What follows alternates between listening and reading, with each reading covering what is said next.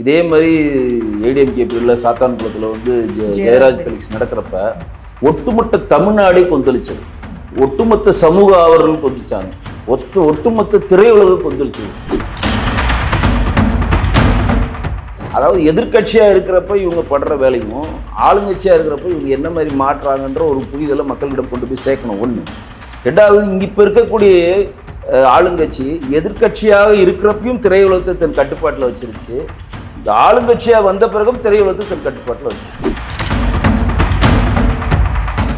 எங்களை மாதிரி ஆட்கள்கிட்டலாம் சின்சியர் சிகாமணியாக இருக்கிற அந்த காவல்துறை இந்த மாதிரி அப்பாவி ஜனங்கள்கிட்ட என்ன மாதிரி பிஹேவியர்? உங்களை எதிர்த்த திராணி இல்லை, அடிக்க முடியாத திராணி இல்லாத மனிதன்கிட்ட நீ காட்டுறது ஒரு வீரமா? மெத்தபைட்டின் ஆகட்டும், ஹெராயின் ஆகட்டும், ப்ரௌன் சுகர் ஆகட்டும், கொக்கைன் ஆகட்டும், கஜாலாம் குடிச்சா பிரச்சனை இல்லை. டாஸ்மார்க்கில் கொடுக்குற இந்த போதை மருந்தெல்லாம் குடித்தா பிரச்சனை இல்லை. ஆனால் கல் குடித்தா மட்டும் போதை வரும் அப்படின்ற ஒரு கட்டமைப்பை இங்கே மக்களிடம் என்று கொண்டு ஏன் சேர்க்குறீங்க? கல் சும்மா கல் இறக்கிறதுனால அனுமதி கொடுக்கறதுனால ஒன்றும் தமிழ்நாடு கவர்மெண்ட்டுக்கு ஒன்றும் ஆகிட போதில்லை. இது இறக்குனா இந்த சேல் இங்கே அடிப்படும். சேல் அடிஞ்சால் நேரடியாக 48,000 கோடி தான் வருடத்துக்கு நமக்கு வருமானம் வருது. மறைமுகமாக ஒரு 50,000 கோடி வருதுன்றான். ஒரு 9 பவுன் நகைக்காக இன்னைக்கு அந்த உயிர் வருமா? நீங்கள் 50 லட்சம் கொடுங்க, கவர்மெண்ட் வேலை கொடுங்க, என்ன வேணால் கொடுங்க, உயிரை திருப்பி வாங்க முடியுமா? இந்த உலகில் விலை மதிப்பற்றதுங்க உயிர். அந்த உயிரை கொடுத்துட்டு நீங்கள் இதெல்லாம் கொடுக்குறேன் சமப்படுத்திக்க சாரிமான்னு சொன்னால் சரியாயிடுமா? தனிப்படை, ஸ்பெஷல் டீம், கிரைம் ஐஏஎஸ்லாம் அப்படி எடுப்பாங்க. ஆனால் ஒருத்தனை விசாரிக்கிறது வந்து காவல் நிலையத்துக்கு தான் விசாரிக்கணும். நீங்கள் எடுத்துகிட்டு போய் கோயிலுடைய மடப்புறம் பின்னாடி இருக்கக்கூடிய கோசாலையில் விசாரிக்கிறதுக்கு யார் உங்களுக்கு அனுமதி கொடுக்கும்? மாண்பு முதலமைச்சர் சொன்ன ஜெய்பின்னு பார்த்துட்டு என்னால் தூங்க முடியல அப்படின்னு சொல்லி ஒரு மடல்லாம் எழுதினாரு. அப்போ ஒரு சாமானியனுக்கு கிடைக்கிற நீதி, ஒரு பணக்காரனுக்கு கிடைக்கிற நீதி ஒரு சாமானியனுக்கு கிடைக்காதா? நல்ல பெரிய புத்திசாலாம் போய் ஜெகன்மூர்த்தி அரெஸ்ட் பண்ணுங்க. நேரடியாக சேலஞ்ச் வைக்கிறேங்க போலீஸ்க்கு, போய் அரெஸ்ட் பண்ணுங்க பார்ப்போம். ஃபர்ஸ்ட் அவங்களுக்கு எது கிட்டனா திருப்புவனத்துலேருந்து மதுரை தான் கிட்ட. திருப்புவனத்துலேருந்து 10 நிமிஷம் மதுரைக்கு வரலாம். ஏன் நீ மதுரைக்கு வரல? ஏன் நீ வந்து சிவகங்கை ஹாஸ்பிட்டலுக்கு போகிற? அதுக்கப்புறம் ஏன் நீ தனியார் ஹாஸ்பிட்டலுக்கு போகிற? அப்போ இதெல்லாம் நேரடியாக தெரியுது. பட்ட பரிவர்த்தனமாக இவங்களுக்கு தெரிகிறது. அடித்தே ஒருத்தனை கொள்ற அளவுக்கு அப்படி என்ன வன்மனா? அப்போ அவனே ஒரு அறகுற பேஷண்ட் தான் நான் சொல்கிறேன். சொல்ல அந்த 5 காவல் அதிகாரிகளுமே ஒரு பேஷண்ட்டுன்னு நான் சொல்கிறேன்.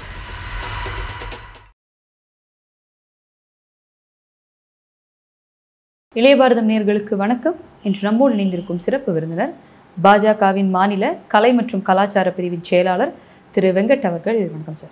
வணக்கம். திருப்புவனம் மடப்புறத்தில் நடந்த அந்த கஸ்டோடியல் டெத்தை பற்றி நீங்கள் பார்த்துருப்பீங்க. ஸோ எந்த அளவுக்கு போலீஸுடைய அணுகுமுறை இருந்துன்னு நினைக்கிறீங்க? அதாவது சரியான லிமிட்டில் இருந்தது அப்படின்னு பார்க்குறீங்களா, இல்லை வந்து எல்லையை மீறியது அப்படின்றதுல பார்க்குறீங்க? இது வந்து எல்லையை மீறின்றது நான் சொல்லலை, மாண்புமிகு முதலமைச்சரே சொல்லிட்டார். அதுக்கான ஆழ்ந்த இரங்கலையும் தெரிவிச்சுக்கிறேன், வருத்தப்படுறேன், ரொம்ப சாரிம்மா அப்படின்லாம் சொல்லியிருக்காரு. பெரிய கருப்பன் அவர்கள் கூட்டுறவுத்துறை அமைச்சரை போய் பார்க்க சொல்லியிருக்காரு. அவரும் பார்த்துட்டு இம்மிடியேட்டாக 50 லட்ச ரூபா இழப்பீடு தரணும்லாம் சொல்லியிருக்காங்க. சிபிஐ விசாரணைக்கு உட்படுறேன்னு சொல்கிறாங்க. இதெல்லாம் வந்து கண் கட்ட பிறகு சூரிய நமஸ்காரம் மாதிரி தான் அதை நான் பதிவு செய்ய விரும்புகிறேன். ஏன்னா இந்த மாதிரி ஒரு நிகழ்வு நடக்கிறப்ப, இதே மாதிரி ஏடிஎம்கே பீரியடில் சாத்தான்குளத்தில் வந்து ஜெயராஜ் பெலிக்ஸ் நடக்கிறப்ப ஒட்டுமொத்த தமிழ்நாடே கொந்தளிச்சது. ஒட்டுமொத்த சமூக ஆவர்கள் கொதிச்சாங்க. ஒட்டுமொத்த திரையுலகம் கொந்தளிச்சது. ஒட்டுமொத்தமாக ஆளுங்கட்சிக்கு எதிராக இருக்கிற அனைத்து தரப்பினரும் கொந்தளிச்சாங்க. இத்தனைக்கும் அந்த டைம் வந்து கொரோனா பீரியடு. அப்போ தூத்துக்குடி எம்பியாக இருக்கக்கூடிய கனிமொழி இருக்கிற வேலையெல்லாம் விட்டு கொரோனாவில் பாஸ்லாம் இல்லாமல் போய் பார்த்து உடனடியாக நீதி வேணும்னார். நாங்கள் கட்சி நிதியிலேருந்து 25 லட்சம் தரோம் அப்படின்னு சொல்லி நம்ம மாண்புமிகு முதலமைச்சர் சொன்னார். சாரி, மாண்புமிகு எதிர்கட்சி தலைவர் அப்போ அவர். இப்போ மாண்புமிகு முதலமைச்சர் வந்து நிதி எதுனா தராரா இந்த கேஸுக்குன்னு பார்த்தீங்கன்னா அஜித்குமாருக்கு இதுவரை வாயவே திறக்கல. அதாவது எதிர்கட்சியாக இருக்கிறப்ப இவங்க படுற வேலையும் ஆளுங்கட்சியாக இருக்கிறப்ப இவங்க என்ன மாதிரி மாற்றுறாங்கன்ற ஒரு புரிதலை மக்களிடம் கொண்டு போய் சேர்க்கணும். ஒன்று. ரெண்டாவது, இங்கே இப்போ இருக்கக்கூடிய ஆளுங்கட்சி எதிர்கட்சியாக இருக்கிறப்பையும் திரையுலகத்தை தன் கட்டுப்பாட்டில் வச்சிருந்துச்சு. இந்த ஆளுங்கட்சியாக வந்த பிறகும் திரையுலகத்தை தன் கட்டுப்பாட்டில் வச்சிருக்கு. ஏன் அப்படி சொல்கிறேன்னா, இதே எதிர்கட்சியாக இருக்கிறப்ப அவங்க டிஎம்கே இருக்கிறப்ப எத்தனை நடிகர்கள் குரல் கொடுத்தாங்க. சிவகார்த்திகேயன்லேருந்து, பிரகாஷ் ராஜ்லேருந்து, ஐஸ்வர்யாவிலேருந்து, சூர்யாவிலேருந்து, ஜிவி பிரகாஷ்லேருந்து, சித்தார்த்தெலாம் வந்து ஸ்லாப் பண்ணாரு நம்ம யோகி ஆதித்யநாத்தை. Where is a vaccine, where is a mask அப்படின்லாம் அவர் அவ்வளோ சீன் போட்டார். எல்லாத்துக்கும் முந்திரி கொட்ட மாதிரி வந்து பதில் சொன்ன அவர்லாம் இன்னைக்கு எங்கே போனாங்கன்னு ஒரு தேடுதல் இருக்கா இல்லையா?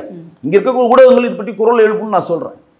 அதாவது எதிர்க்கட்சியாக இருக்கிறப்பையும் திரையுலகத்தை தன் கட்டுப்பாட்டில் பணத்தின் மூலம் வைத்துக்கொண்டு ஆளுங்கட்சியாக இருக்கிறப்ப அதிகார பயத்தை கொடுத்து திரையுலகத்தை தன் கட்டுப்பாட்டில் வச்சிருக்காங்க. இதையே இப்படி எடுக்கக்கூடாது. அதாவது அவங்க எதிர்க்கட்சியாக இருக்கும்போது அந்த கொரோனா டைம்ல திமுகவோட செயல்பாடு அந்த அளவில் இருந்ததுனால தான் மக்களிடையில் அது கொண்டு போய் சேர்ந்துக்கணும்.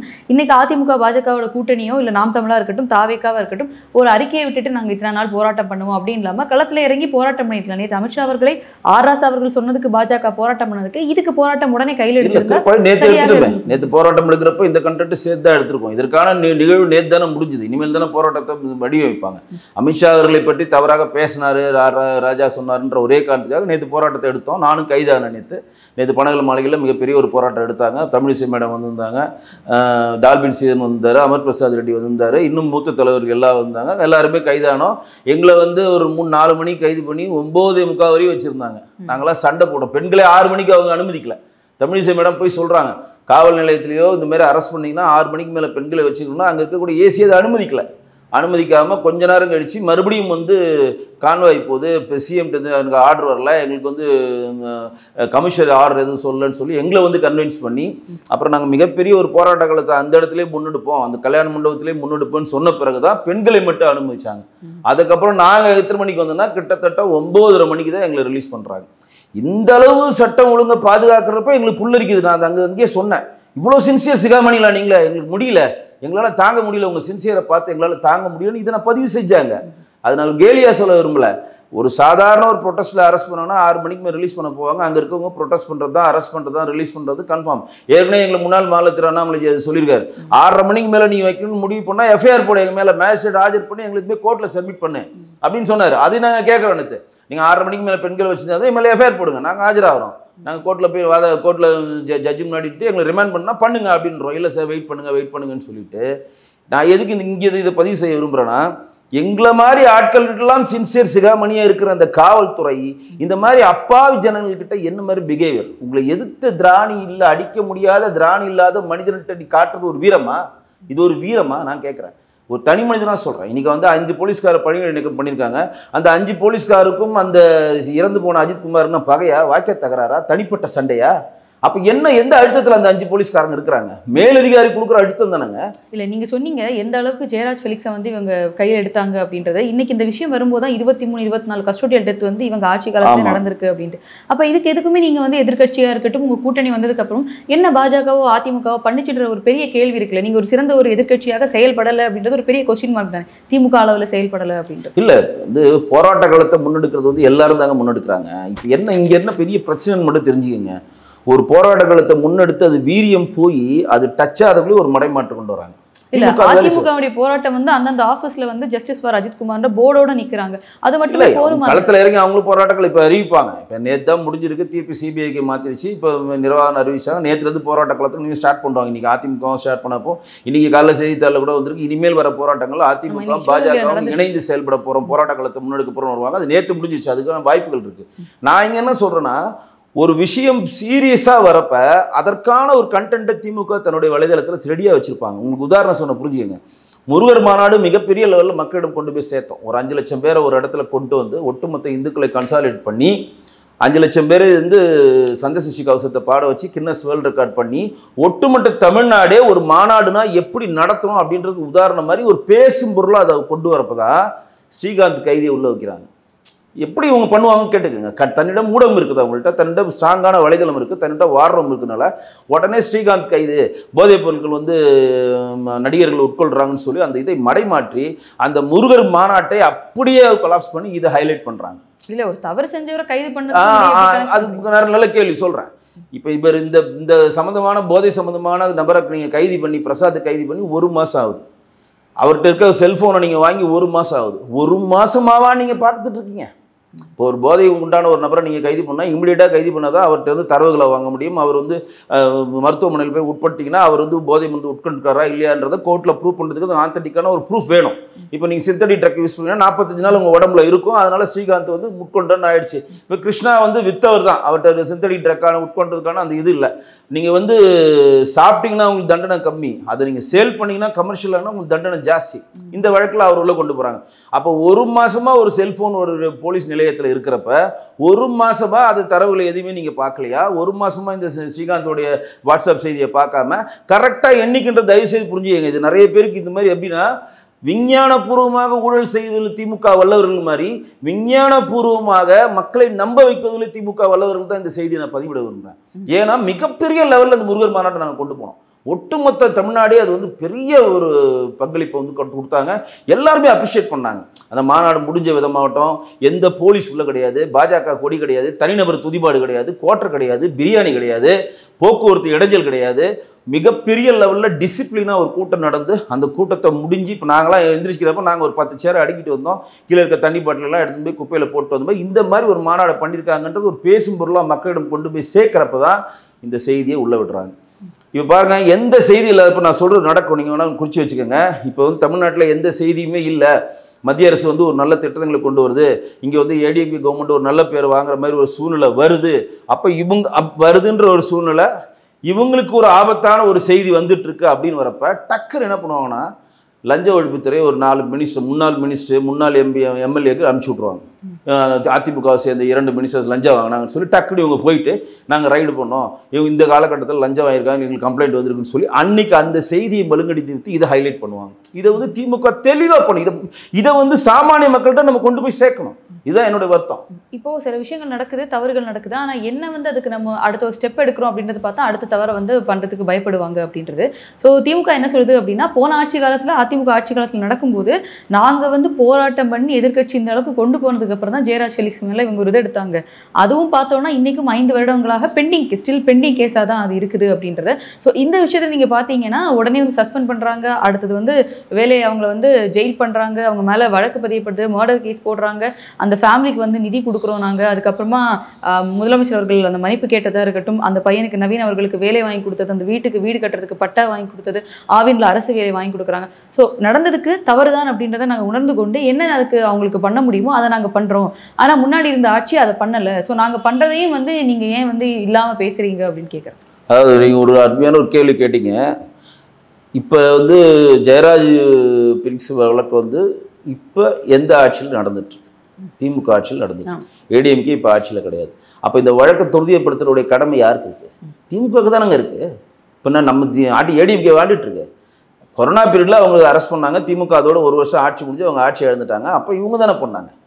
இப்போ பொள்ளாச்சி கொலை வழக்கில் இவங்க என்ன சொன்னாங்க, நாங்கள் ஆட்சிக்கு வந்து பொள்ளாச்சி கொலை வழக்கில் நாங்கள் வந்து நிவாரணம் வாங்கி கொடுத்துறோம், நாங்கள் ஆட்சிக்கு வந்து நிவாரணம் வாங்கி கொடுத்துறோம். அவங்களுக்கு ஒன்றுமே பண்ணல. பொள்ளாச்சி கொலை வழக்குக்கும் திமுகவுக்கும் எந்த கிரெடிட்டும் கிடையாது. ஏன்னா பொள்ளாச்சி கொலை வழக்கு சிபிஐ பண்ணுது, இதில் திமுகவுக்கு என்ன இருக்குது கிரெடிட்டு? ஆனால் இவங்களுடைய போலீஸும் ஒத்துழைக்கணும், போலீஸ் வேண்டிய தரவுகளை தரணும், வேண்டிய பாதுகாப்புலாம் தரணும். அவ்வளோ வேறல. அதுவே அதிமுக ஆட்சி காலத்தில் முடிஞ்சு 4 வருஷம் டிஎம்கே ஆட்சி பிறகுதான் அது வந்துச்சு. ஆனால் அந்த கிரெடிட்டை மட்டும் ஏற்றுக்க இவங்க வருவாங்க. இப்போ நாங்கள் என்ன சொல்கிறோன்னா, காவல்துறை வந்து யாருடைய காவல்துறை தலைவர்? மாண்புக்கு முதலமைச்சர் தானே காவல்துறை தலைவரில் மாற்றம் இல்லை. இன்றைக்கி சிந்தட்டிக் ட்ரக் வந்து ஏற்கனவே அவங்க கட்சிக்காரனா ஜாஃபர் சாதிக் மூலம் மிகப்பெரிய லெவலில் பறந்துருக்குன்ற ஒரு கட்டமைப்பு உருவாக்கியாச்சு. அது வந்துருச்சா இல்லையா? ஸோ இந்த இடத்துல தமிழ்நாட்டில் வந்து போதை இல்லாத தமிழ்நாடு அப்படின்ற மாநாடு நடத்துறீங்க. ஆனால் போதை இல்லாத மாநாடுனா நீங்கள் எதை போதைன்னு சொல்கிறீங்க எனக்கு தெரியல. ஹெராயின், மெத்தபைட்டின் ஆகட்டும், நம்ம ப்ரௌன் சுகர் ஆகட்டும், கஞ்சாவாகட்டும், இது மட்டும்தான் போதை. அப்போ டாஸ்மார்க்கில் விற்கிறதெல்லாம் சத்து டானிக்கா அப்படின்ற ஒரு கேள்வி எழுதா இல்லையா? எல்லாருமே கேட்பாங்க, தாய்மார்கள் கேட்பாங்களா இல்லையா? இப்போ போதை விழிப்புணர்வு மாநாடு ஒட்டுமொத்த போலீஸ் உயர் அதிகாரிலாம் கூப்பிட்டு மாதம் நடத்துகிறாரு. நான் இப்போ கூட போதை விழிப்புணர்வு கூட ஒரு பெரிய லெவலில் வந்து ஒரு ஃபங்க்ஷன்லாம் பண்ணாங்க. எல்லாருக்கும் ஒரு அவேர்னஸ் ஃபங்க்ஷன் மாதிரி பண்ணுறோம். இப்போ நேற்று தான் கூட மாண்புமிகு சென்னை கமிஷனர் அருண் வந்து எல்லாருக்கும் அவார்ட்லாம் கொடுத்தாரு. ஒரு 5-6 பேருக்கு நாங்கள் வந்து போதை தடுப்பில் இவங்க நல்லா சிறப்பாக செயல்பட்டாங்க அப்படின்னு சொல்லிட்டு ஒரு அவார்ட்லாம் கொடுக்குறாங்க. அப்போ இதை என்ன மாதிரி நீங்கள் பிரிக்கிறீங்கன்ற ஒரு கேள்வி எல்லாருடைய சாமானிய மனதில் எழுதும். உங்கள் மனதில் எழுதும், என் மனதில் வரும், ஒரு தாய்மார் மனதில் கண்டிப்பாக எழுதும். இப்போ ஒரு வீட்டில் ஒரு பெண் இருக்கானா, அவர் கணவர் திடீர்னு குடிச்சிட்டு வர்றார், தன்னுடைய மகன் டெய்லி கஞ்சா அடிச்சுட்டு வரான். அவங்க வந்து குடிச்சிட்டு வர கணவர் நல்ல கணவர், கஞ்சா அடிச்சுட்டு வரவர் தான் போதையான மகன் அவங்க பிரிப்பாங்களா? நான் சொல்கிற பாயிண்ட் உங்களுக்கு எளிதாக புரியுதான்னு எனக்கு தெரியல. எனக்கு குடிச்சிட்டு ஒருத்தர் வராரு, போட்டு அவங்களுக்கு மனைவியை போட்டு அடிக்கிறாரு. ஒருத்தன் போதையை போட்டு வந்து சைலண்டாக படுத்துக்கிறான். கஞ்சா அடிச்சிட்டோ, ப்ரௌன் சுகர் போட்டோ, இல்லை ஹெராயின் போட்டோ, கொக்கைன் போட்டோ, மெத்தபைட்டின் போட்டோ, ஊசியை போட்டு படுத்துக்கிறான்னு வச்சுங்க. அப்போ இவங்க 2 பேருக்கு எப்படி எந்த தராசத்தில் அவங்க வைப்பாங்க? ஒட்டுமொத்தமாக போதை தானேங்க. அப்போ நீங்கள் வந்து இது வந்து எப்படின்னா, போதையை நாங்கள் சும்மா அழிக்கிற மாதிரி நடிக்கிறோம் தான் தவிர உண்மையாக போதையை ஒழிக்கல. இவங்க இந்த கேள்வி எழுதா இல்லையா? நாங்கள் போதையை ஒழிக்கிற மாதிரி நடிக்கிறோம், ஒழிக்கலைண்ணா. ஏன் ஒழிக்கல? சரி, இப்போ கல் குடிக்கூடாது. இப்போ நம்ம தேர்தல் மேனிஃபெஸ்டோவில் கல் வந்து இறக்கிறதுக்கு அனுமதி கொடுக்குறோம். நம்ம மேனிஃபெஸ்டோவில் கொடுத்துட்டோம். நம்ம 3 வருஷமாக மேனிஃபெஸ்டோவில் கல் இருக்கிறதுக்கான அனுமதி நம்ம கொடுக்குறோம். நம்ம தேர்தல் வாக்குறுதியில் கொடுத்தாரு. எச் ராஜா அவர் கூட பொது வழியில் சொன்னார், நான் தான் அந்த குழுக்கு தலைவராக இருக்கேன், அதில் இருக்குன்ட்டு. நீங்கள் கல்லை ஏன் அனுமதிக்க மாட்டேன்றீங்க? அப்போ வந்து மெத்தபைட்டின் ஆகட்டும், ஹெராயின் ஆகட்டும், ப்ரௌன் சுகர் ஆகட்டும், கொக்கைன் ஆகட்டும், கஞ்சாலாம் குடித்தா பிரச்சனை இல்லை. டாஸ்மார்க்கில் கொடுக்குற அந்த போதை மருந்தெல்லாம் குடித்தா பிரச்சனை இல்லை. ஆனால் கல் குடித்தா மட்டும் போதை வரும் அப்படின்ற ஒரு கட்டமைப்பை இங்கே மக்களிடம் என்று கூட ஏன் சேர்க்குறீங்க? இல்லை, பணங்கள் அப்படின்றது ஒரு குறிப்பிட்ட மாதங்களில் மட்டும்தான் இருக்கும். அதுக்கப்புறம் திரும்பவும் டாஸ்மார்க்கை நோக்கி தானே மக்கள் போகிறாங்க அப்படின்றது. அல்ல, அது எப்படின்னா இதுக்குள்ளே வந்து மிகப்பெரிய வியாபார தந்துறது. கல் கொடுக்கணும்னா ஒரு கல் அதிகமாக நான் குடிக்க மாட்டேன் சொல்கிறேன், ஒருத்தர் சொன்னது சொல்கிறேன். ஒரு 2 பாட்டிலோ 1 பாட்டில் கல் குடித்தா அவன் பிளாட் ஆகிடுவான். ஆனால் வந்து இந்த போதை அப்படி கிடையாது. இந்த நம்ம சாதாரணமாக லிக்கர் வாங்கினா ஒரு சின்ன சின்ன அவுன்ஸாக கொஞ்சம் கொஞ்சமாக ஊற்றி கொடுப்பாங்க. மிகப்பெரிய ஒரு பொருள் செலவு. ரெண்டாவது கல்லை இறக்குமதி பண்ணுறதாகட்டும், கல் மேலே ஏறி இறக்கி அதை விற்பனை செய்கிறவர்கள் ஒரு சாமானியன் தானே அதை பண்ண முடியும். ஒரு சாதாரண ஆள் தான், அவனுக்கு அது பின்னாடி பின்புலம் கிடையாது. ஆனால் இன்றைக்கி வந்து லிக்கர் மாஃபியா பெரிய பின்புலம். 43,800 49,800 கோடி ரூபா ஊழல் நடந்திருக்குன்னு சொல்கிறார். நம்ம மாண்பு உள்துறை அமைச்சர் அமித்ஷா அவர்களே சொல்கிறார், இவ்வளோ பெரிய ஊழல் இங்கே நடந்திருக்குன்னு. அந்த லிக்கர் மாஃபியா பின்னாடி இருக்கிறதுலாம் யார்? அந்த லிக்கர் ஃபேக்ட்ரிஸ் வச்சுருக்கிறதுலாம் யார்? ஒட்டுமொத்தமாக திமுகவை சேர்ந்த எம்பிஸ் தான் அதில் வச்சுருக்காங்க. ஜெகத் ரட்சகன் ஆகட்டும், டிஆர் பாலன் ஆகட்டும், ஜெயமுருகன் ஆகட்டும் போய் சொல்லிகிட்டே போகலாம். இந்த லிக்கர் ஃபேக்ட்ரி மூலம் கிடைக்கிற பணத்தை தான் இவங்க தேர்தலுக்கு யூஸ் பண்ணுறாங்க. ஸோ அதை இழக்க அவங்க விரும்பமாட்டாங்க. ஸோ பெரிய மாஃபியா அது. சும்மா கல் இறக்கிறதுனால அனுமதி கொடுக்கறதுனால ஒன்றும் தமிழ்நாடு கவர்மெண்ட்டுக்கு ஒன்றும் ஆகிட போதில்லை. இது இறக்குனா இந்த சேல் இங்கே அடிப்படும். சேல் அடிஞ்சால் நேரடியாக 48,000 கோடி தான் வருடத்துக்கு நமக்கு வருமானம் வருது. மறைமுகமாக ஒரு 50,000 கோடி வருதுன்றான். சீல் அடிக்காமல், ஹாலோகிராம் அடிக்காமல் மறைமுகமாக 50,000 கோடி. அந்த மறைமுகமாக வர்றது எங்கே போகுது? ஒரு பாட்டிலுக்கு நீங்கள் 10 ரூபா எக்ஸ்ட்ரா வச்சுன்னா அந்த பணம் எங்கே போகுது? மாதத்துக்கு 300 கோடி ரூபா கிடைக்குதுன்றாங்க ஒரு பாட்டிலுக்கு எக்ஸ்ட்ரா விற்றா. வருஷத்துக்கு எவ்வளோ ஆச்சு? அதுவே கிட்டத்தட்ட எவ்வளோ கோடி போகுதுல்ல? அதெல்லாம் எங்கே போகுதுன்னு கேட்குறாங்களா இல்லையா? இதெல்லாம் வந்து பெரிய மாஃபியா. நம்ம அதுலாம் போல விரும்பலை. உயர் அதிகாரி நீங்கள் ஆர்டர் போடுறீங்க, அப்போ அந்த ஒரு 5 நபர்கள் தனிப்படை போலீஸார் வந்து விசாரிக்கிறாங்க. அந்த தனிப்படை போலீஸாருக்கும் அவர்களும் மனிதர்கள் தான். ஒரு உயரதிகாரி சொன்னான்றதுக்காக நீங்கள் எது வேணால் பண்ணலாம். போலீஸும் இராணுவத்துக்கும் ஒரு பெரிய விஷயம் என்னென்னா, உயரதிகாரிகள் என்ன சொல்கிறாங்களோ அந்த கமாண்டை பாஸ் பண்ணணும். அது அக்ரி, ஒத்துக்கிறேன். ஆனால் கிறுக்குத்தனமாக ஒருத்தர் சொன்னோன்னா அது எப்படி பண்ண முடியும்? ஒன்று இந்த கேள்வி எழுது எல்லாருக்கும். இல்லை, அவங்களுடைய மனைவிமார்களும் வந்து நேற்று ரோட்ல போராட்டம் பண்ணுறாங்க. அதை ஏற்றுக்க முடியாது, ஏற்றுக்க முடியாது. அப்போ உயரதிகாரியும் நீங்கள் இது வந்து ஆமாம், சஸ்பெண்ட் பண்ணிட்டாங்களே. 2 உயரதிகாரி சஸ்பெண்ட், துறை ரீதியாக நடவடிக்கை எடுக்க முடியும். இனிமேல் கோர்ட்டுக்கு போனவங்க தான் அவங்க என்ன பண்ண போகிறாங்கன்னு சொல்கிறோம். நாங்கள் என்ன கேட்குறேன்னா, உயரதிகாரி சொன்னாலும் உயரதிகாரி சொல்கிறதே அனைத்தும் கேட்க வேணுன்றதை ஒரு போலீஸோடைய சட்டத்தின்படி அக்ரி, ஒத்துக்கிறேன். ஆனால் கிறுக்குத்தனமாக ஒரு விஷயத்த சொன்னால் அது கேட்கணுன்றதை ஒத்துக்க முடியாதுல்ல. இல்லை, அந்த ஒரு ப்ரெஷர் வேறு மாதிரி இருக்குல்ல. நீங்கள் பண்ணலை அப்படின்னா ஒன்று அவங்க வேலையில் அடுத்ததாக வந்து இப்போ அஜித்குமார் அவர்கள் இறந்ததுனால இந்த விஷயம் வந்து வெளியில் வந்தது.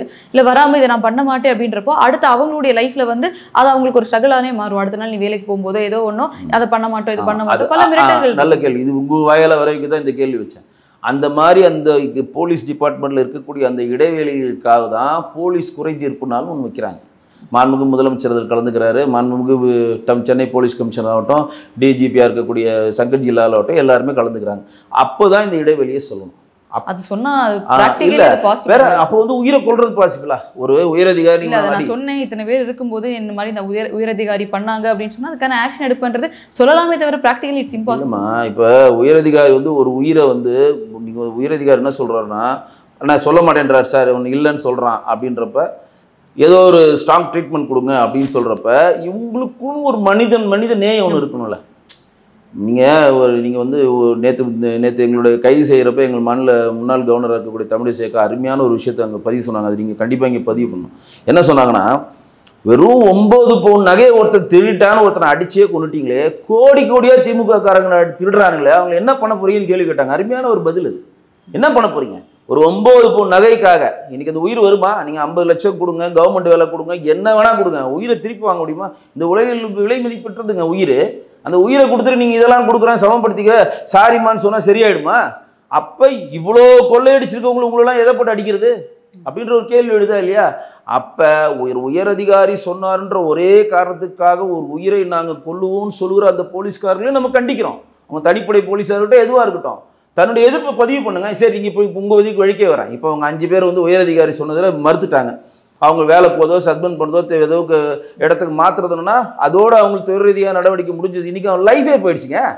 நீங்கள் 5 பேர் உள்ளே போயிட்டுனா அந்த கேஸு போய் நடந்து இன்னைக்கு நம்ம இந்த சாத்தான்குளத்து வழக்கத்தில் பண்ணாங்களே ஜெயராஜ் ஃபினிக்ஸில், அந்த போலீஸ் ஆஃபீஸரில் பாதி பேர் செத்தே போயிட்டான். 2-3 பேர் செத்து போயிட்டான், 2-3 பேர் ஜெயிலில் இருக்கிறான், ஒருத்தன் ஹாஸ்பிட்டலில் இருக்கிறான், அவங்களோட துறை ரீதியாக நடவடிக்கையில் சம்பளம் இல்லை, ஒன்றுமே இல்லை, லைஃபே முடிஞ்சுது. அந்த ஸ்டேஷனோட டோட்டல் லைஃப் முடிஞ்சிருச்சுங்க. இல்லை, இந்த 5 காவலாளிகள் மேலே கண்டிப்பாக வந்து நடவடிக்கை எடுக்கணும். அதே நேரத்தில் அவங்க கேட்குறது வந்து அந்த குடும்பம் கேட்குறது இவங்களை அரெஸ்ட் பண்ணக்கூடாதுன்னு. இப்போ நான் கேட்குறது அவங்கள அரெஸ்ட் பண்ணலாம். இப்போ சொல்கிறாங்க ஒரு தவறு பண்ணாலும் தவறை பண்ண தூண்டவர்கள் அப்போ அந்த அதிகாரிகளுக்கு ஒரு இடமாற்றம், சஸ்பென்ஷன் போதுமா அப்படின்னு இல்லை, அது மேலே துறை ரீதியாக நடவடிக்கை எடுப்பாங்க. இன்னைக்கு இப்போ காலங்கத்தில் சங்கர் ஜில்லால் வந்து ஒரு ஆர்டர் போட்டிருக்காரு, தனிப்படைகள் என கலைக்கப்படணும்.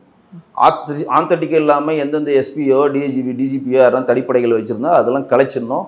பிரின்ஸ் ஆஃப் போலீஸ் எல்லாம் கலைங்க அப்படின்ட்டாங்க. எதுவாக இருந்தாலும் எங்கள் ஆர்டர் படி தான் செய்யணும்.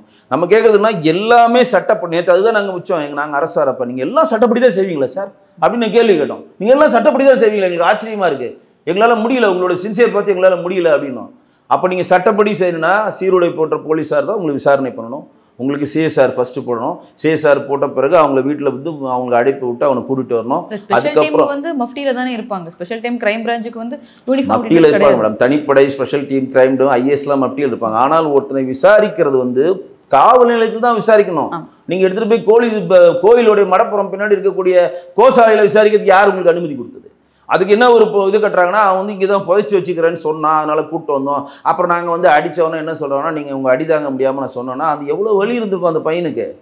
ஏங்க அவன் திருடனாவே இருந்துக்க, நான் சொல்கிறேன், அவன் திருடனானா திருடலையா அந்த நகைன்ற அது உள்ளே வரல. திருடனாவே இருந்தாலும் இந்த மாதிரி தேர்ட் டைப் ஆஃப் ட்ரீட்மெண்ட் கொடுத்தா நீங்கள் உண்மையை வர வைப்பீங்களா?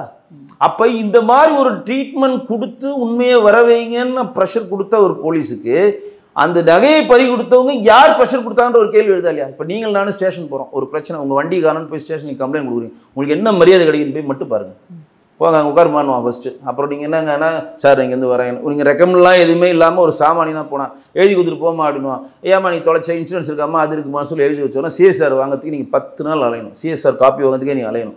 அப்புறம் நீங்கள் ஒரு சவுண்டு விட்டு இல்லைங்க நீங்கள் கொடுத்தாங்க அவனுக்கு அப்படிங்க எப்படி நான் போய் எஸ்பியை பார்ப்பேங்க, நான் வந்து கமிஷன் ஆஃபீஸ் போவேன், சவுண்டு விட்டிங்கன்னா சிஎஸ்ஆர் போட்டு கொடுக்க போகிறாங்க. சிஎஸ்ஆர் வாங்கி வச்சோன்னா கிடச்சா சொல்லி அப்புறம் போங்கம்மான்ட்டு தூக்கி அந்த ஃபைலை ஓரம் கட்டிடுவான். அவன் க்ரைம் ரேட்டை ஏற்றவே விட மாட்டான் அவன் ஸ்டேஷனில். அவனுக்கு அது காணான்னு ஒரு திருட்டு ஆயிடுச்சுன்னா, எஃப்ஐஆர் ஆயிடுச்சுன்னா அவன் கிரைம் ரேட்டில் ஒரு நம்பர் ஆட் ஆகிடும். அவனுக்கு ப்ரொமோஷனுக்கு அது பாதிக்கும். அதை ஏற்றவே விட மாட்டேன்றாங்க. அப்போ இதிலெல்லாம் நீங்கள் சின்சியர் சிகாமணியாக ஃபாலோ பண்ணுற நீங்கள் இந்த மாதிரி விஷயத்தில் நீங்கள் சின்சியராக ஃபாலோ பண்ணாமல் அவங்க சிஎஸ்ஆர் கொடுத்தாங்க. அவங்க வந்து நேரடியாக போலீஸ் ஸ்டேஷனில் போய் கம்ப்ளைண்ட் கொடுத்தாங்களா? இப்படி கேள்வி கொடுக்கல. அவங்க காணன்றாங்க, ஒரு உயர் அதிகாரிக்கு யாருக்கோ ஃபோன் பண்ணுறாங்க, அவர் அங்கேருந்து ஃபோன் பண்ணுறாரு, இவன் தான் சொல்லி தூக்கிட்டு போகிறாங்க, ஸ்டேஷன் கூப்பிட்டு போகிறாங்க. இப்போ நம்மளையோ உங்களையோ ஒரு போலீஸ் அதிகாரி கைது பண்ணால் நம்ம என்ன சொல்லுவோம்? சார் யார் உங்களுக்கு கம்ப்ளைண்ட் கொடுத்தா எஃப்ஐஆர் காப்பி கொடுங்க, என் மேலே என்ன சார்ஜ் ஷீட் சொல்லுங்கள், இந்த இடத்துல நான் இல்லை இது இல்லை, எதுவாக இருந்தாலும் லாயரை வச்சு தான் பேசுவேன், அதுக்கப்புறம் வாங்கன்ற அறிவு நமக்கு இருக்கிறப்ப ஒரு காவலாளிக்கு எப்படி இருக்கும்? அதுதான் நான் முன்னாடி சொன்ன பதிவு உங்களை நினைவேற்ற விரும்புகிறேன். ஒரு வீரமில்லாதவன்ட்ட உன்னை எடுத்து அடிக்கிற திராணி இல்லாத ஒரு ஆள்கிட்ட உன் வீரத்தை காட்டுறது எவ்வளோ பெரிய கோடத்தனம், எவ்வளோ பெரிய கோடத்தனம். மாண்பு முதலமைச்சர் சொன்னார், ஜெய்பீம் பார்த்துட்டு என்னால் தூங்க முடியல அப்படின்னு சொல்லி ஒரு மடல்லாம் எழுதினாரு. அப்போ ஒரு சாமானியனுக்கு கிடைக்கிற நீதி, ஒரு பணக்காரனுக்கு கிடைக்கிற நீதி ஒரு சாமானியனுக்கு கிடைக்காதா? இதே அந்த அந்த அந்த பையன் நான் சொல்கிறேன், இப்போ ஜெகன்மூர்த்தி மாதிரி இருந்தாருன்னு வச்சுக்கோங்க, நீங்கள் தொட முடியுமா அவரை? நீங்கள் தொட முடிஞ்சதா ஜெகன்மூர்த்தியை?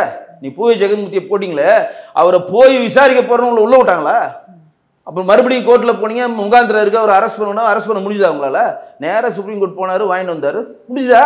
இப்போ போய் ஜெகன்மூர்த்தியும் இவரையும் நீங்கள் ஒரு தட்டில் வச்சு பாருங்களேன். அப்போ ஒரு சாமானியனாக இருந்தால் அவனுக்கு நீதி கிடையாது, அவனை எதிர்த்து பார்க்க ஆள் கிடையாது, அவனுக்கு ஜாதி சங்கங்கள் கிடையாது, அரசியல் பின்புலம் கிடையாது, சுற்றி இருக்க ஆட்களுடைய சப்போர்ட் கிடையாது, எதுவுமே கிடையாதுங்க. அப்போ உங்கள் வீரத்தை நீங்கள் அந்த மாதிரி ஆள்கிட்ட காட்டுறீங்க. நல்ல பெரிய புத்திசாலாம் போய் ஜெகன்மூர்த்தி அரெஸ்ட் பண்ணுங்க, நான் நேரடியாக சேலஞ்ச் வைக்கிறேங்க போலீஸ்க்கு, போய் அரெஸ்ட் பண்ணுங்க பார்ப்போம். உங்களால் இனிமேல் அரெஸ்ட் பண்ண முடியாது, அவர் போய் முன்ஜாமீன் வாங்கி வந்துட்டார், உங்களால் முடிஞ்சுதா? எதுக்கு இந்த பதிவு செய்ய விரும்புகிறேன்னா, இந்த இந்திய திருநாட்டில் வந்து ஒரு நபர் பிறந்தானா ஒரு பெரிய ஒரு நபருக்கு கிடைக்கக்கூடிய அதே நீதி தான் ஒரு சாதாரண நபருக்கு கிடைக்கணும். அவனை எதிர்த்து அடிக்க திராணியில் இருந்தானே அவனை பைப்பு போட்டு அடிக்கிற, அவனை சுற்றி ஜாதி சங்கங்கள் 10 சங்கம் இருந்தால் அவனுக்கு தொடுவே. அவனை இந்த சீமானுக்கு விஜயலட்சுமி கேஸுக்கு உள்ளே போக முடிஞ்சுதா? அவங்களால வலசரவாக ஸ்டேஷன் உள்ள அவரால் சீமானால் உள்ளே போக முடிஞ்சுதா? ஏன் அவ்வளோ பேரை கூப்பிட்டு வந்தாங்க? நீதிபதி கண்டனம் தெரிவித்தார் பூகஜென்மூர்த்திக்கு, என்ன நீங்கள் இந்த அரசியல் மாநாடு நடத்துகிற எதுக்கு எத்தனை பேரை கூப்பிட்டு வர அப்படின்ட்டு. அப்போ அவர் வந்து சாதாரண விசாரணைக்கு தான் கூப்பிட்டாங்க, வலசரவாதத்தில் அரெஸ்ட் பண்ணல. வர விசாரணைக்கு வாங்க, கைது சுப்ரீம் சென்னை உயர்நீதிமன்றம் ஆர்டர் போட்டிருக்காங்க, 45 நாளுக்குள்ளே தாக்கல் பண்ணணும்னு சொல்கிறாங்க, வாங்க விசாரிக்க, உங்கள் தரப்பு நியாயத்தை சொல்லுங்கள். அப்போ கூட அவர் சொல்கிறாரு, நான் வந்து வெளியூரில் பிஸியாக இருக்கிறேன், நான் வரேன். எப்படி நான் பிஸியாக இருக்கிறேன் வெளியில், எனக்கு கூட்டங்கள் நான் இப்போ பர்மிஷன் கொடுத்துட்டேன், அது முடிஞ்சோடனே இவர் ஃபிக்ஸ் பண்ணுறார். யார்? நாம் தமிழர் கட்சியினுடைய சீமான் ஃபிக்ஸ் பண்ணுறாரு. இந்த டைம் வரேன்னு சொல்லு யாரு? போலீஸ்க்கு. சரி வாங்கணுன்னா ஒட்டுமொத்த நாம் தமிழர் தொண்டர்கள் அங்கே கூடி வளசர பக்கமே ஸ்தம்பிச்சுது. அவர் மேலே அவங்க நகைக்கீரல் தொட முடிஞ்சுதா? காட்டுங்களா அவங்க வீரத்தாவிட்ட? நீங்கள் தான் பெரிய அப்பாட்டக்கராச்சே, நீங்கள் தான் மிகப்பெரிய ஒரு சட்டத்தின் பால் தான் ஆட்சி நடத்துகிற மனுநீதி சோழலாச்சே, நீங்கள் தான். காட்டுங்களா உங்கள் வீரத்தாவிட்ட? முடியாதுல்ல. இந்த போலீஸ் அதிகாரிகளுக்கு கேட்டு சொல்கிறேன், உங்களை எதுக்கு அடிக்க திராணி இல்லாதவன்ட்டு தான் அவங்க வீரம். இந்த மளிகை கடையில் ஒருத்தன் காலங்கத்தால் இந்த தக்காளி மூட்டையும் இந்த கருவேப்பிலை மூட்டையும் போட்டுக்கிட்டு போலீஸு கண்டா பயந்துன்னு அடுப்பு லுங்கி கட்டிட்டு கட்டம் போட்ட பனியனை போட்டுக்கிட்டு போலீஸ் நம்மளை பிடிச்சிருப்பான்னு பயந்துன்னு சாதாரண ஒரு ஹெல்மெட்டை போட்டு போவான், பயந்து ஓடிட்டு போவான். அவனை நிறுத்தி இவன் வீரத்தை காட்டுவான், சட்டம் பேசுவான் அவன்கிட்ட. அவன் போய் அந்த 4 தக்காளி விற்றுனா 10 காசு சம்பாதிப்பான். இதே மிகப்பெரிய லெவலில் கார் வந்துச்சுன்னா, ஒரு படத்தில் கூட அது காமெடியாக வச்சுருப்பாங்க. டேய் ஒரு கான்ஸ்டபிள் 2 பேர் பேசிப்பாங்க, தினேஷும் இவனும் பாலாவும் பேசிப்பாங்க. டேய் நம்ம வந்து போலீஸ் தான், ஆனால் போகிறப்ப சின்ன காரு தான் மட்டும் தான் நம்ம தொடரும், மடக்கணும், அவன்கிட்ட கேள்வி கேட்கணும். பெரிய காராக இருந்தால் நம்ம ஒதுங்கினுண்டா அப்படின்வான். இதுதான் இந்த அதுதான் இங்கே நடக்குது. அப்போ இங்கே வந்து பணம் படைத்தவனுக்கு ஒரு நீதி, பணம் இல்லாதவனுக்கு ஒரு நீதி. அவன் செக்யூரிட்டி, அவனை சுற்றி ஆட்களில் அவனு நிராயுதபாணியாக இருக்கிற, அவன் நிராயுதபாணி அடித்தா கேட்பாளுக்கு ஆள் இல்லைன்னால இது பண்ணியிருக்கீங்க. சரி இப்படி ஒரு கேள்வி வைக்கிறேன், நீங்கள் அடிச்சிருக்கீங்க, நகையை கண்டுபிடிச்சிங்கன்னு வேற இல்லை, அவன் வந்து இறக்கலைனா இது இவ்வளோ பெரிய இஷ்யூ ஆகுமா? ஆனால் அவனுக்கு எல்லாமே உடல் ரீதியாக அவன் செயல் எடுத்துருச்சுன்னு வச்சுங்க, ஒரு கை போச்சு ஒரு கால் போச்சுன்னா என்ன பண்ணுவாங்க? தலிக்கு விட்டான், வலிப்பு வந்துச்சு, பாத்ரூம் வந்து விட்டான், இதெல்லாம் சொல்லுவாங்க. இன்னைக்கு போலீஸ் அதிகாரிகள் என்ன சொல்கிறாங்க? யார் ஹாஸ்பிட்டல்? இன்னைக்கு ஒருத்தர் காலையில் ஒரு செய்தித்தாள் ஒரு நபர் எழுதியிருந்தார், அருமையாக எழுதியிருந்தார். இந்த மாதிரி ஆட்களுக்கெல்லாம் எதிரியாக இருக்கக்கூடியவர் திருட்டு வழக்குலையோ கஞ்சா வழக்குலையோ தீவிரவாத வழக்குலையோ நீங்கள் கைது பண்ணிங்கன்னா அவங்களுக்கு உடனடியாக வந்து கை வந்து பாத்ரூமில் உடையுது, உடனடியாக கால் வந்து தப்பி ஓடுறப்ப உடைக்கப்படுகிறது. இந்த போலீஸ் அதிகாரி 5 பேருக்கு பாத்ரூம் நேற்று நைட்டு வந்து போகவே இல்லையா? இப்போ அரெஸ்ட் பண்ணவனு கேட்குறாரு அவர். அந்த 5 பேர் அரெஸ்ட் பண்ணால அவங்க யாரும் பாத்ரூம்குள்ளேயே போகலையா? ஏன் அவங்க மட்டும் வலிக்க விழலை? கேள்வி எழுமா இல்லையாங்க? நீங்கள் மனுஷனி குற்றவாளி ஆன பிறகு எல்லாரும் ஒரே சமம் தானே? இது எதுக்கு இங்கே பதிவு செய்ய விரும்புகிறோன்னா, மாண்புமிகு முதலமைச்சர் இங்கு வந்து சட்டத்தின் பிடியில் இங்கே ஆட்சி செய்கிறேன்னு சொல்கிறத நம்ம ஏற்றுக்கொள்ளவே மாட்டோம். 2வது, இங்கே இருக்கக்கூடிய ஆட்சியாளர்கள் பிடியில் தான் போலீஸ் அதிகாரிகள் இருக்கிறார்கள். போலீஸ் அதிகாரிகள் மிக மிக திறமையானவர்கள். அண்ணாமலை அடிக்கடி சொல்லுவார், போலீஸை சுதந்திரமாக செயல்பட நீங்கள் அனுமதியுங்கள். யாரோ ஒரு மினிஸ்டர் வராரு, எங்கேயும் வந்து டெல்லியில் ஒருத்தர் டிஎம்கேலேருந்து யாரோ ஒருத்தர் வர்றதுனால ஒட்டுமொத்த போலீஸ் போய் அங்கே பாதுகாப்பு திறன் குவிக்கிறது. இங்கே முதலமைச்சர் போனால் அவருக்கு பாதுகாப்பு அச்சுறுத்தலும் ஒட்டுமொத்த போலீஸ் பற்றி கொண்டு போய் அங்கே செட்டிங்கன்னா எல்லா ஸ்டேஷன்லேருந்தையும் இருக்கிற கான்ஸ்டபிள் ஆகட்டும், இருக்கிற ஏட்டாகட்டும், இருக்கிற ஆஃபீஸர்ஸ்லாம் எடுத்து போய் பாதுகாப்பே அமைச்சிங்கன்னா கிரைமே எப்படியா நீங்கள் எப்படி தடுப்பீங்க? சிசிடிவி ஃபுட்டேஜே இப்போ கோயிலேருந்து கோர்ட்டு கேட்குது, சிசிடிவி ஃபுட்டேஜ்னா போலீஸ் வாங்கிட்டு போயிருக்காங்க பாருங்க, எவ்வளோ பிளான்ட் பாருங்க. ஒருத்தன் பாத்ரூம் வந்து வீடியோ எடுத்துட்டான், சிடிஜி ஃபுட்டேஜ் இவங்க வாங்கிட்டு வந்துட்டாங்க, போட்டு அடிச்சு நொறுக்கியிருக்காங்க. அப்போ கூட பாருங்க, திருப்போணத்தில் இவங்க இந்த ஸ்டேஷன் இருக்குது, எங்கே கொண்டு போகிறாங்கன்னா ஃபர்ஸ்ட்டு சிவகங்கை ஹாஸ்பிட்டல் கொண்டு போகிறாங்க. சிவகங்கை ஹாஸ்பிட்டலில் சேர்த்துக்க மாட்டேன்றான், கேஸ் ஆச்சு, நம்ம கேஸ் ஆகிடும் சேர்த்துக்கல. ஏன்னா பினிக்ஸ் வழக்கில் அப்படி தான் ஆச்சு. உடனே எங்கள் மதுரை தனியார் ஹாஸ்பிட்டல் கொண்டு போகிறான் மதுரைக்கு, அங்கே தொடவே மாட்டேன்றான். அப்புறம் தான் ராஜாஜி மருத்துவமனையில் போய் டெத்தில் தான் கொண்டு போய் கொடுக்குறாங்க. இந்த அலக்கழிக்கலே பாருங்கள் ஜிக்ஸாக், இதுக்குள்ளே கூட அவங்க காப்பாற்றிருக்கலாம். மேபி சிவகங்கை ஹாஸ்பிட்டல் போனால் கூட அவங்க காப்பாற்றிருக்கலாம். நடந்தது திருப்புவனத்துலேருந்து சிவகங்கை எங்கேயோ இருக்குது. மாவட்டத்தில் நிறைய பேர் இங்கே ஜாரிகள் இப்படி தெரியாது, மாவட்டம் தான் சிவகங்கை மாவட்டம். நான் சிவகங்கை மாவட்டம் சேர்ந்து எனக்கு தெரியும். திருப்புவனன்றது எங்கே இருக்குன்னா, நம்ம மதுரையிலேருந்து கீழடியிலேருந்து ஒரு 20 கிலோமீட்டர், உங்களுக்கு தெரியுமான்னு தெரியல, ஒரு 10லேருந்து 15 கிலோமீட்டருக்குள்ள தான் திருப்புவனம் இருக்குது. சிவகங்கை இருக்குது அந்த எட்ஜில் இருக்குது, அது ஒரு பெரிய எட்ஜு. மாவட்டம் தான் பெரிய மாவட்டம், ஆனால் தலைநகரம் சிவகங்கை ஜாஸ்தி. ஃபர்ஸ்ட் அவங்களுக்கு எது கிட்டனா திருப்புவனத்துலேருந்து மதுரை தான் கிட்ட. திருப்புவனத்துலேருந்து 10 நிமிஷம் மதுரைக்கு வரலாம். ஏன் நீ மதுரைக்கு வரல? ஏன் நீ வந்து சிவகங்கை ஹாஸ்பிட்டல் போகிற? அதுக்கப்புறம் ஏன் நீ தனியார் ஹாஸ்பிட்டல் போகிற? அப்போ இதெல்லாம் நேரடியாக தெரியுது, பட்ட பரிவர்த்தனமாக இவங்களுக்கு தெரிகிறது. ஆனால் இங்கே இருக்கக்கூடிய போலீஸ் அதிகாரிகள் வந்து சுதந்திரமாக செயல்பட இவங்க அனுமதிக்கல. 1. 2வது, எல்லாம் கண் துடைப்பாக போகிறது. இந்த சிந்தட்டிக் ட்ரக்ஸை வந்து இங்கே நீங்கள் அனுமதிச்ச உடனே ஜாஃபர் சாதிக் போன்ற ஆட்கள்லாம் நீங்கள் கட்சியில் சேர்த்து ஒட்டுமொத்த ட்ரக்காக தமிழ்நாட்டை நீங்கள் மாற்றினதை வந்து மாற்றணுன்னு தான் நம்ம போராட்டத்தை வைக்கிறோம். போராட்டம் வந்து சும்மாவெல்லாம் பண்ணலைங்க. எந்த போராட்டத்துக்குறாங்க தமிழ்நாட்டில் பயன் கிடைச்சிருக்கா? நீங்களே சொல்லுங்கள். எந்த போராட்டம் பண்ணங்க பயன் அடைஞ்சிதுங்க? இந்த புது ஸ்பெஷல் சட்டத்தை போட்டு இது பண்ணாங்க. ஆகுனா குண்டாஸ் போடுறாங்க. குண்டாஸ் போட்டு ஒரு கஞ்சா வியாபாரம்னாச்சும் இவங்க தண்டனை வாங்கி கொடுத்துருக்காங்களா? இல்லை குண்டாஸ் போட்டு அவன் தண்டனை 2 வருஷம் எவனா அனுபவிச்சிருக்கானா? போய் உடைக்கிறாங்க கேஸ். அவன் குண்டாஸ் நீங்கள் அரெஸ்ட் பண்ணுனா முதலமைச்சருக்கு, துணை முதலமைச்சருக்கு, உள்துறை சம்மந்தப்பட்டவங்களுக்கு, போலீஸ் உயரதிகாரிகளுக்கு, ஸ்டேஷனுக்கு எல்லாருக்கும் ஒரு புக்லெட் நீங்கள் ரெடி பண்ணி கொடுக்கணும். இந்தந்த தரவுகளில் இவர் குண்டாஸ் போடலாம், இவ்வளோ குற்றங்களை இவர் செஞ்சிருக்காரு, இந்தந்த பிரச்சனை இவர் பண்ணியிருக்காரு, இவர் வெளியே வச்சிருந்தா இந்தந்த பிரச்சனைன்னு சொல்லி அனுப்பணும். அதெல்லாம் பார்த்து ஓகே பண்ணி தான் கமிஷன் வந்து குண்டாஸ் அலுவலி பண்ணுறாரு. ஆனால் நீங்கள் குண்டாசு போட்ட யாருன்னா ஒருத்தர் தண்டனை வாங்கி கொடுத்துருக்கீங்களா? 3 மாதம் 4 மாதத்தில் வந்து உடைச்சிடுறான். நீங்கள் கொடுத்த தரவுகள் எல்லாம் தப்பு, அதுக்கான சாட்சியங்களை கேஸ் டிஸ்மிஸ் வெளியே போன்றான். அப்போ இவங்களுடைய சூட்டை தெளிக்கிறது தான். அந்த இடத்துல வந்து ஒரு கொந்தளிப்பு இருக்கா, அரெஸ்ட் பண்ணுறோம், அவ்வளோதான். ஆனால் அதை ஃபாலோ பண்ணி அவங்களுக்கு தண்டனை வாங்கி கொடுக்குற வேலையை அது போலீஸ் அதிகாரிகள் பண்ணலைன்னா, ஏன் இப்படி பதிவு செய்யணுன்றா, ஒரு கஞ்சா வியாபாரினாச்சும் நீங்கள் அரெஸ்ட் பண்ணி அவனுக்கு மிகப்பெரிய ஒரு தண்டனை வாங்கி கொடுத்திருந்தால் அடுத்த முறை அடுத்த கஞ்சா வியாபாரி அதை செய்ய மாட்டான். அப்போ என்ன பண்ணுறான்? ஆமாங்க அரெஸ்ட் பண்ணிட்டாங்க, ஒரு 3 மாதம் இருப்பாங்க, வெளியில் வந்துடுவாங்க, நாங்கள் ஸ்டார்ட் பண்ணிக்கிறோங்க. செயினாக இருக்கிறவங்க தானே சொல்கிறான், நாங்கள் செயினாக இருப்போங்க, எங்களை நாங்கள் ஃபுல்லாக 6 மாதம் நல்லா ஜாலியாக இருப்போங்க, அதுக்கப்புறம் நாங்கள் ஒரு அரெஸ்ட் பண்ணி எங்கள் உள்ளே போடுவாங்க, கை கால் அடிப்பாங்க, செம்ம அடி அடிப்பாங்க, நாங்கள் கம்முன்னு இருப்போம், ஒரு 3 மாதம் நல்லா அடியை வாங்கிட்டு பரவாயில்ல போட்டோம். ஏன்னா அது வந்து வின்டர் சீசன் மாதிரி, ஒரு ஹாட் சீசனில் இருக்கிற மாதிரி வந்துட்டு முடிஞ்சிட்டு வெளியில் வந்தோன்னா மறுபடியும் 2 செயினாக இருப்போம், ஒரு 6 மாதம் சம்மதமாக இருப்போம். அப்போ இவங்க என்ன பண்ணுறாங்க? கையை ஒன்று காலை ஒன்று பாத்ரூமில் வழுக்கி ஊதான்னு உடச்சி உட்கார வைக்கிறாங்க. அதுலேருந்து என்ன பண்ணுறாங்கன்னா, அவங்க குற்றத்தின் வீரத்தை ஒரு 6 மாதம் தான் நீங்கள் கட்டுப்படுத்துறீங்க. இப்போ கை கால் உடச்சிக்கினா லைஃப் ஃபுல்லாக அப்படியே இருப்பான். அவன் 6 மாதம் 1 வருஷம் ஒன்று திருப்பி அதானே செய்கிறான். அப்போ அவனுக்கு வந்து அதுலேருந்து திருத்துறதுக்கான ஒரு மனநிலை ஆலோசனை வேணும் இல்லை, அவனுக்கு வேறு வேலை வாய்ப்பு கொடுக்கறதுக்கான அந்த மாதிரி ஒரு திட்டம் இல்லை. 1 2 இந்த மாதிரி மூர்க்கத்தனமான போலீஸாக இருக்கிறவங்களுக்கு நீங்கள் வந்து ட்ரைனிங் கொடுக்கணுமா இல்லையா? ஒரு உயரதிகாரி சொல்கிறார், அடிச்சு அடி, அவன் உண்மையை வரவே என்ன வேணா பண்ணா, நீ மிளகா பொடியை போடுவேன், பைப்பை தடிப்பேன், ஆசன வாய்ப்பில் வந்து பைப்பை சொருகுவேன்னு சொல்கிறனா, இந்த மூர்க்கத்தனமான மனநிலை இருந்தால் அவன் ஒரு மனித பிறவியே இல்லைங்க. ஒரு சகை வந்து 9 பவுன் நீங்கள் திருட்டியா எப்போ வச்சிருக்கா இல்லையா? விஞ்ஞான பூர்வம் என்ன பண்ண வைப்போம், ஏதோ ஊசி கீசிலாம் போட்டு உண்மையை வர வைக்கிற சோதனை பண்ணணும், உயரதிகிட்ட சொல்லுவோம், உங்கள் அம்மா அப்பாவை கூப்பிட்டு வச்சு பேசுவோம், எதுனா ஒன்றை பண்ணி நீங்கள் வர வைக்கணும். தவிர அடித்தே ஒருத்தனை கொள்ற அளவுக்கு அப்படி என்ன வன்மனா, அப்போ அவனே ஒரு அறகுற பேஷண்ட் தான் நான் சொல்கிறேன். அந்த 5 காவல் அதிகாரிகளுமே ஒரு பேஷண்ட்டுன்னு நான் சொல்கிறேன். ஏங்க ஒரு இயல்பை மீறி நீங்கள் செயல் பண்ணிட்டா நீங்களும் ஒரு குற்றவாளி தானேங்க. உங்களுக்கு சாதாரண ஒரு எப்படி ஒரு சந்தோஷம் வருதோ, எப்படி ஒரு துக்கம் வருதோ, அதேமாரி ஒரு லெவல் தாங்க கோபம் வரும். மூர்க்கத்தனமான கோபம் தான், நீங்கள் ஒரு பேஷண்ட் தானே. சார், எங்களோட இணைந்து பல்வேறு கருத்துக்களை பயந்தமைக்கு ரொம்ப நன்றி சார். நன்றி.